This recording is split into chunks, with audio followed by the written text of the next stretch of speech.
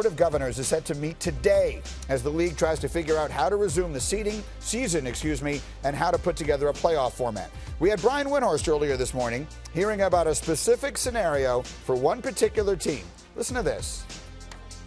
One of the things I've been hearing as I've talked to people in the league is the league is going to set up this playoff plan to make sure Zion Williamson is involved. Now, I have to tell you, Greeny, that paranoia is at the top of the list with anything in the NBA. And the league is screwing me, and they're helping that guy.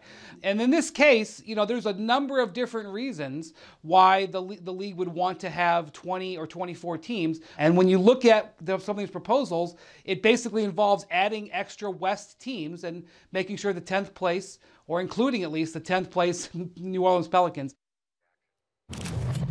And we are ready to talk about this with Jalen Rose and Jay Williams. I'm not even going to ask a question because, Jalen, I can tell from your face you're ready to go. Greeny. Yeah. Greeny. Yeah. Does this mean that if Zion makes the playoffs, do you and I win our suit? Well, so there's the suit bet. Does that happen? That's a factor in this. Is that, Jalen, where you were going? Because I can see from your face you're ready to roll. I am ready to roll, and I didn't think about my bet, but you're right, Jay. I'm about to make a cut-nose, despite-face moment on live television. I'm going to put Zion in the playoffs with you guys and lose my bet. Because that's what I've been saying. Look at the Western Conference. You got Luka, you got Ja, you got Dame, you got Zion. That's 7 through 10. I've already said 10 teams from each conference engage 20 fan bases, 21 through 30. Thanks for coming out. God bless you. Good night. Get ready for the lottery.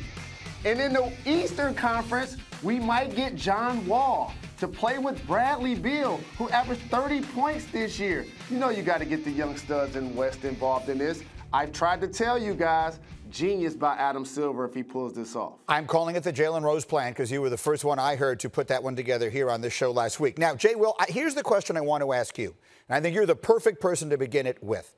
Because first and foremost, the NBA, like all sports leagues, their primary concern has to be the integrity of competition. It is a competition to win a championship, and that competition has to have integrity. It goes without saying. But they're also in the entertainment business, and they're in the business of putting on a show that fans want to see, maybe right now at this particular time more than ever. So where is the line between those two things right now, and how should they be taking into account the entertainment piece of this and candidly the business piece of this as they make the decisions on how they will return and how that will impact the integrity of the competition? I think when you get, and Jalen talks about that 7 through 10 model, I think when you get to that, as much as teams like Memphis or teams in those positions, Orlando, the Brooklyn Nets may be frustrated about it, I do think that this is an anomaly. And this is an outlier type of year, Greeny. And having a pandemic, all the things that are factoring into this from a league revenue perspective, in conjunction with integrity to a degree. But I think even soliciting pool play to a degree is what we're talking about. If you're able to implement that, I think that you're able to use this as a test trial for different types of ideas that can lead into the future.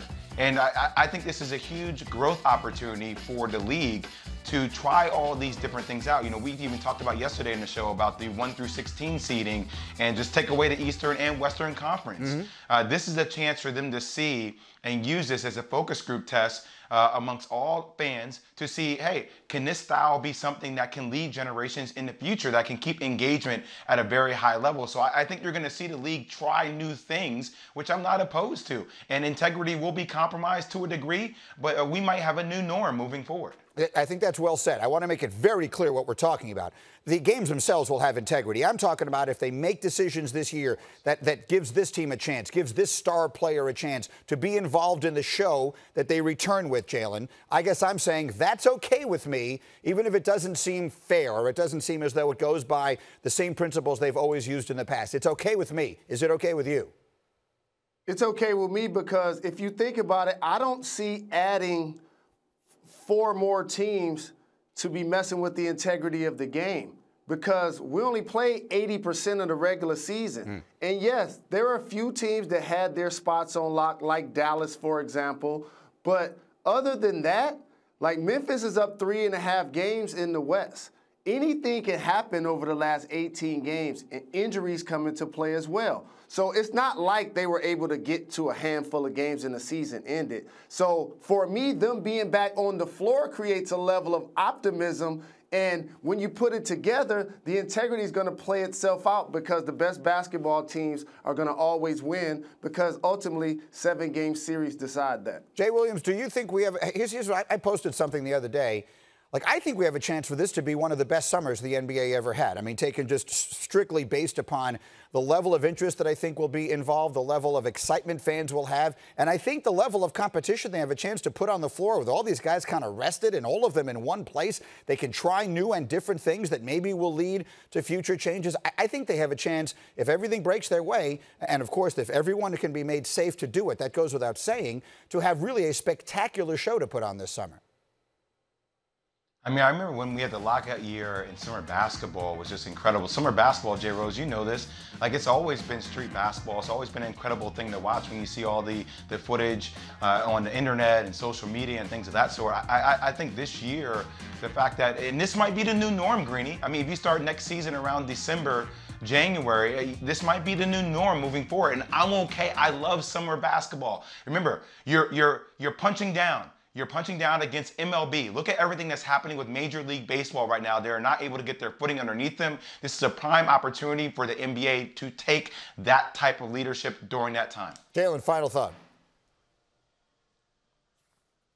Yeah, a few of those things, I agree with Jay. Go get the NBA a chance to see if they can implement them going forward. Players won't love summer basketball because it takes you away from your family, in particular your kids when they're out of school. But for the business model of the NBA, it gives you a chance to make them new NBA fans. The 1 through 16 seeding is something that you guys know that I'm excited about as well. So these are going to be opportunities this season, and we'll be enthusiastic we see any basketball. All right.